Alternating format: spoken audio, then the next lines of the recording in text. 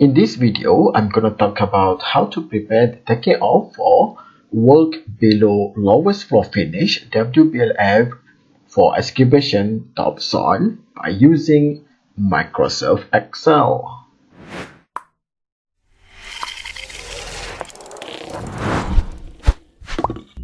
Hey, who those who just meeting? My name is Aben and my passion is sharing some knowledge in construction technology, building in specific, and some tips in education perspective.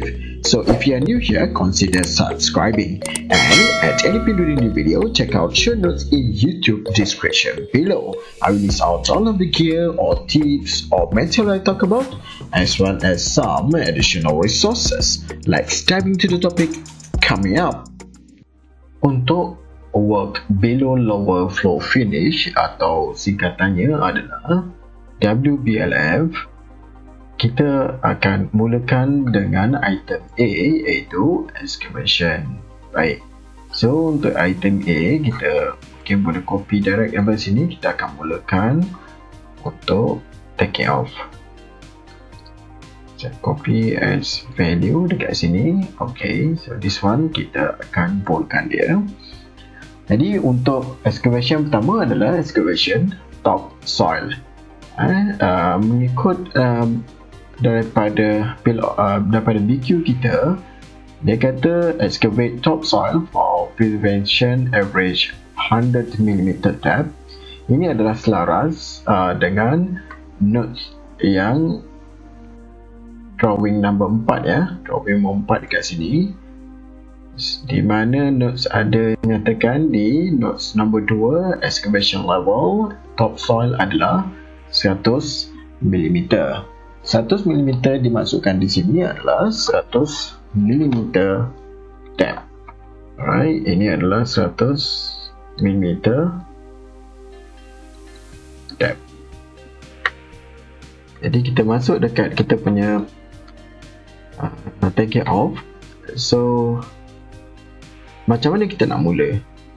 Kita nak mula, kita kena tengok dekat kita punya drawing. So normally untuk kita korek topsoil ni, kita akan rujuk kepada key plan of ground beam, sebab dekat ground beam ni dia ada juga layout untuk pad footing. Sama ada korang boleh tengok dekat layout ground beam ataupun layout piling dekat sini. Tapi saya lebih syukkan untuk korang lihat pada key plan of ground beam. Baik, so topsoil ni kita based on kita punya plan, kita boleh pecah dia dalam bentuk kepada dua section, iaitu section A daripada sini. Ini adalah section A dan ini pula adalah section B. Alright. So bila kita pecah kepada dua section macam ni, so kita akan mulakan pengiraan kita dengan merujuk kepada grid line 14 AC. Okay, 14 AC ni saya merujuk kepada section yang pertama ni, grid line 14 AC. Okay, yang mana kita perlu tahu dia punya length dekat sini dan juga dia punya width. Kita besarkan sikit bagi dia muat. Okay, cantik. So untuk grid line 14 dulu, kita mulakan dengan grid line 14.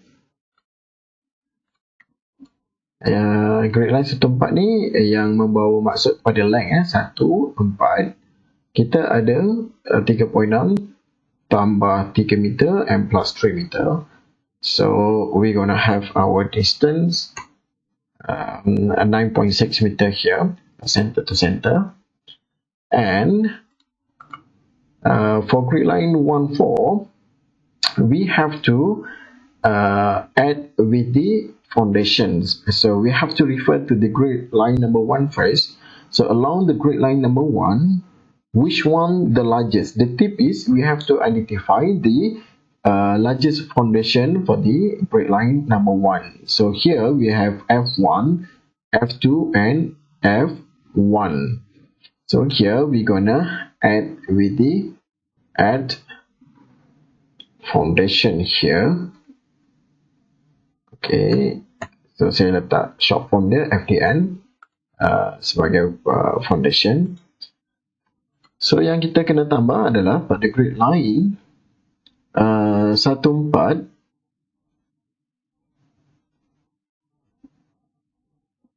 1 dan 4. Kita rujuk dulu pada grid line 1, siapa the largest, F1, F2, F1. So we have to refer here, we have F1, F2. So based on footing schedule, we notice that F2 is the largest compared to F1, which is F2 is 1.25 meter. Alright. Dan dekat sini kita kena tengok kita ambil distance 9.6 meter from center to center. So kita kena plus dekat sini We have to plus because of the line that we gonna excavate for topsoil dekat sini. So kita akan refer the largest bed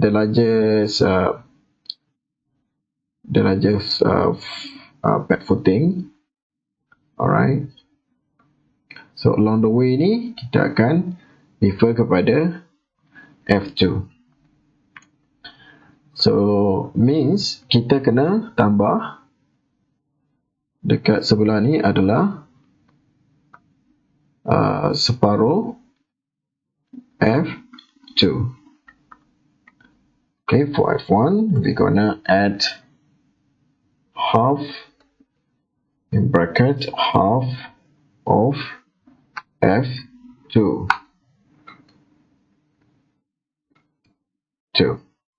which is 0.5 times 1.2 is 1.25 meter. Okay, here we go. And then for grid line number 4, here we have F1, F5 and F1. So refer back to the footing schedule, F1 and F5. So F5 is the largest. So we're gonna have here F5 and then half of F5 is 1.4. Okay, so increase the decimal places. Okay, done here. So we're gonna close it. And then we have to sum up all the value here. Okay, so 10.93 meter is the distance that we're gonna excavate for grid line 1 and 4. Next, go to grid line AC for the width distance. Okay, for grid line AC, refer to the drawing, we have 7.2. So 7.2, increase the decimal places to decimal places. Alright, and then the same thing here. I just copy here. Okay, we have to add with the foundation. Let's refer to the grid line A first. So in grid line A, let me erase a little bit. Okay. Now for the grid line A, we have F1, F2, F5, F1, F2. So we have to refer to the largest, and then we notice that the largest is F5. So we have to, for the grid line A, we have to plus half of the F5. And for the grid line C, we have F1, F4, F4, F5. And then for sure, it's very clear, kita kena tambah dengan half of F4 for the grid line C, meanwhile A is half of F5. So let's do it. Here, F5 and F4. Okay, so F5 is 1.4, and meanwhile for F4 is 1.35. And here, F4 1.35. Alright, now we have length 10.93 meter and width is 8.58 meter. So done for the length and width. So we gonna get the area for the topsoil yang kita akan korek sedalam 100 mm depth. So we just equal to the length here and then equal to the width here. Okay, close it. Then get the answer. Length times width. Right. Now decrease the decimal places to 2 decimal places. Okay. Done for section A. Now move to the section B. We copy and insert file. So we just need to change. Now we're going to talk about 4, 5 and A, B. So just change it 4, 5, A to B. Done. Now let's work out on the grid line for 5 first. So for the grid line for 5, since untuk section A kita dah ambil dah separuh F5 dekat sini, then means untuk AB kita hanya perlu korek dekat kawasan sini saja. Okay, korek dekat kawasan ni saja. Sebab tadi section A dah ambil dah kawasan sini. Section A dah ambil dah. Section A dah ambil. So kita maksudnya dekat sini untuk 4-5 dia punya distance adalah 2.4 center to center, dan dekat sini kita kena less foundation dekat line 4 ni, iaitu less F5. Kita left F5 kat sini, saya delete dulu. Okay, less F5 dan kita buatkan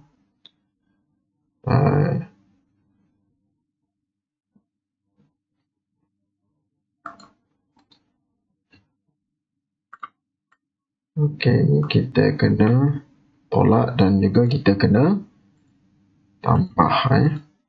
Tolak pada grade line 4, manakala pada grade line 5, pada grade line 5 kita kena add. Ini tolak separuh F5, mana betul untuk grade line 4. So untuk grade line 5 kita kena kita ada F1 je. F1 means kalau kita tengok schedule, dia hanya 1.2 sahaja, 1.2 meter. So kita kena tambah separuh F1, this is 1.2 meter dekat sini. Okay, so yang ni kita okay, so maksudnya length untuk grade line 4 dan 5 adalah 2.4 minus 0.4 plus 0.6. So kita ada length untuk grade line 45 untuk kerja-kerja pengorengkan topsoil adalah 2.3 meter. Now, kita akan tengok pula untuk grade line A, B.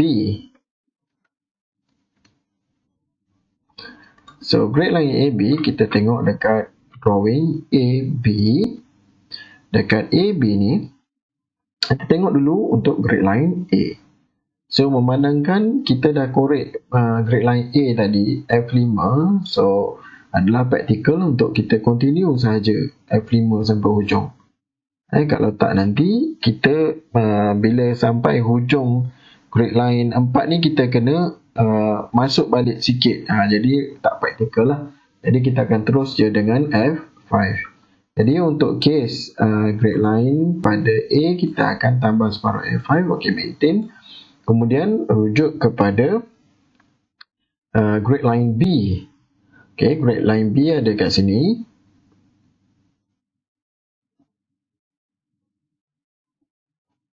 Alright, so grade line B ada kat situ. Dan kita tengok B pun depends, kalau kita nak continue dengan F5 boleh, ataupun nak ambil dengan F5 pun boleh, F1 pun boleh. So let's say kita kata kita nak ambil F1. Okay, so F1 which is separuh F1 0.5 times 1.2. Alright, so dekat sini kita terus dah ada jawapan kita adalah untuk length bagi zone A zone B, so 2.3 dekat situ, 8.5 untuk grade line AB. So 19.55 meter adalah hasil darab 2.3 meter kali dengan 8.5 meter. Dan sorry, grade line AB kita tak tukar tadi, grade line AB adalah 3.6 meter. Okay. Now, total area untuk kita excavate topsoil pada kedalaman 100 mm adalah equal.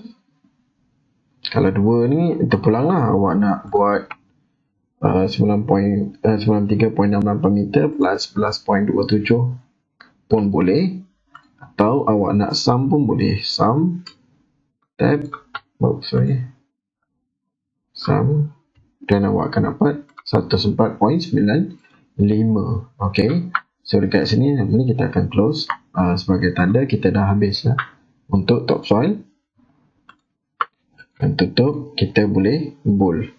Okay, untuk topsoil ni, kalau kita tengok bill of quantity, kalau kita tengok kita punya BQ, berdasarkan standard measurement method 2 ataupun SMM2, diletakkan rate berdasarkan meter square. Meter square means area, right? So now kita punya final answer kita adalah dengan unit meter square. Okay, meter square kita boleh change it, dia punya kepada superscript, and kita bold. So done untuk kita punya topsoil. Next, dia minta kita buat deposition preserve topsoil in temporary soil heaps average 10 meter distance. Maksudnya lepas kita dah korek topsoil, dan kita kena deposition ataupun pindah ke tempat lain. Untuk yang ni kita copy balik. And sorry, sepatutnya paste as value. Okay, so sekarang kita nak deposition. Okay, yang ni kita boleh bold. So untuk case deposition, kita tengok rate dia adalah meter cube. Bermaksud yang kita korek tadi 104.95 meter square, dia nak dalam meter cube. Ini adalah sebab kita nak transport by lori atau lori hantu lah dekat site. So kita kalau means kita tak payah nak follow, nak kena buat balik step ni. Kita terus ambil je jawapan yang ni dengan kita boleh type dekat sini, kita kata area of topsoil in meter square. Okay, kita change it daripada superscript. Okay, pindahkan ke tepi. Daripada yang ni kita kata equal to 104.95 meter square. Volume kita adalah, kita terus ambil area times dengan ketebalan topsoil kita iaitu 100 mm. So kita times 100 increase decimal places. Okay, good. So now done. Dan terus kita darab lah 104.95 darab dengan 0.1. Okay, so decimal places, 2 decimal places. Okay, so this is our answer.